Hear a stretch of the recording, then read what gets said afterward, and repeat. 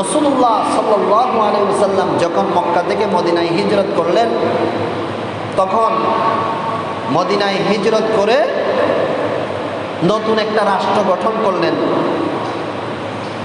মদিনাতুন নবী সাল্লাল্লাহু আলাইহি ওয়াসাল্লাম। নতুন নতুন রাষ্ট্রনায়ক হয়েছেন বিশ্বনবী।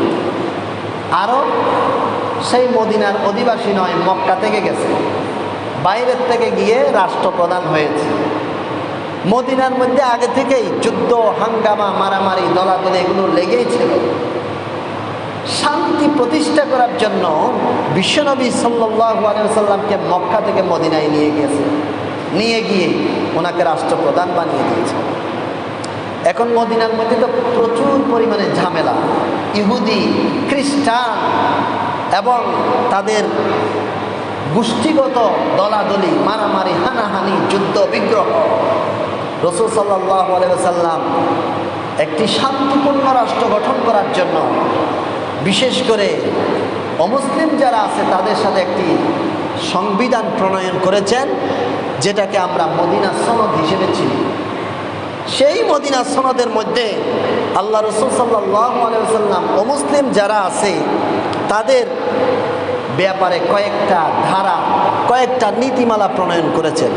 এক নম্বর হচ্ছে, অমুসলিমরা যদি শত্রু কর্তৃক আক্রান্ত হয় তাহলে মুসলিমরা তাদের রক্ষা করবে।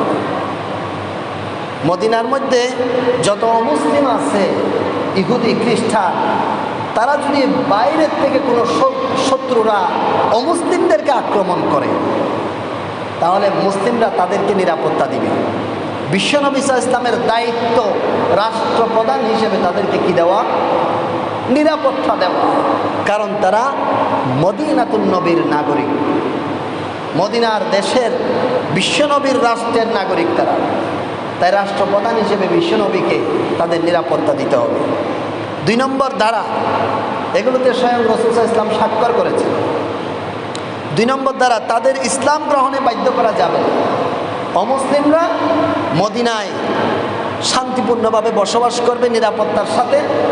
তাদেরকে মুসলমানরা বাধ্য করতে পারবে না যে এটা তো মুসলমানদের রাষ্ট্র, তোমরা অমুসলিমরা এই রাষ্ট্রে থাকতে পারবে না, থাকতে হলে মুসলমান হতে হবে, বাধ্য করা যাবে না।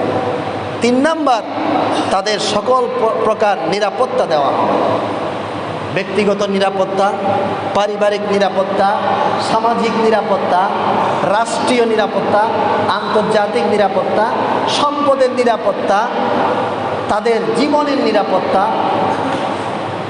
অধিকারের নিরাপত্তা, সমস্ত নিরাপত্তা তাদেরকে দেওয়া হবে। 4 নম্বর, তাদের ব্যবসা বাণিজ্য ও সম্পত্তির অধিকারের নিরাপত্তা দেওয়া হবে। তারা যেন অবাধে ব্যবসা বাণিজ্য করতে পারে, ভিতরে এবং বাইরে সার্বিকভাবে তারা যেন ব্যবসা বাণিজ্য করে জীবিকা নির্বাহ করতে পারে, উপার্জন করতে পারে, পরিবার চালাতে পারে, সেই জন্য তাদেরকে ব্যবসা বাণিজ্যের অধিকার দেওয়া হবে। 5 নম্বর, তাদের ধর্মীয় আচার অনুষ্ঠান ও গির্জা বা উপাসনালয়ের কোনো প্রকার ক্ষতি সাধন করা যাবে না। মদিনা সনদের 5 নম্বর দ্বারা তাদের ধর্মীয় উপাসনালয়, তাদের গির্জা, মন্দির এগুলো ভাঙা যাবে না, এগুলো কোনো ধরনের ক্ষতি সাধন করা যাবে না। 6 নম্বর, তাদের কোনো প্রকারের অধিকার ক্ষুণ্ণ করা যাবে না। তাদের অধিকার যদি ক্ষুণ্ণ করে এটার বিচার করতে হবে, এটা মুসলমানরা ক্ষুণ্ণ করুক বা মুসলিমরা ক্ষুণ্ণ করুক। 7 নম্বর, তাদের বিরুদ্ধে কোনো ধরনের যুদ্ধ করা যাবে না, সামরিক বাহিনী প্রেরণ করা যাবে না। অমুসলিম বলে তাদের বিরুদ্ধে কোনো ধরনের যুদ্ধ করা যাবে না। 8 নম্বর, ধর্মীয় ও বিচার ব্যবস্থায় তাদের সম্পূর্ণ স্বাধীনতা দেওয়া হবে। বিচার ব্যবস্থা মুসলমানদের বিচার ব্যবস্থা বলে, বিচার ব্যবস্থায় মুসলমানরা আছে বলে মুসলমানদের দিকে স্বজনপ্রীতি করবে এই সুযোগ তাদের দেওয়া হবে না।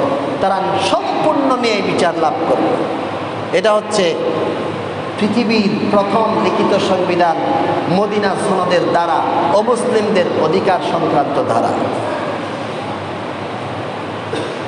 এরপরে আসুন